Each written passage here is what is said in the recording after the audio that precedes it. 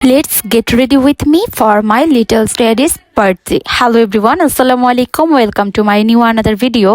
5ই ফেব্রুয়ারি ছিল আমার ভাতিজার জন্মদিন। তো জন্মদিনের থিম ছিল হোয়াইট, তাই আমি ডিসিশন নিয়েছি একটা হোয়াইট শাড়ি পরবো। তো এখানে আমি সিম্পলি একটু সুন্দরভাবে রেডি হচ্ছিলাম। তো ফার্স্টে আমি লেন্স পরে এখানে স্টেপ বাই স্টেপ মেকআপ করে নিচ্ছিলাম। লেন্সটা আমি সবসময় 30 মিনিট বা 40 মিনিট আগে পরি, যাতে চোখে পানি পড়াটা কমে গেলে তারপরে মেকআপ স্টার্ট করি। বাট আজকে আমি মেকআপের সাথে সাথেই লেন্সটা পরেছি। আমার চোখে খুবই প্রবলেম হচ্ছিল, অনবরত পানি পড়ছিল। তো শেষে আমার লেন্সটা তো খুলতে হয়েছে, মেকআপটাও রিমুভ করতে হয়েছে।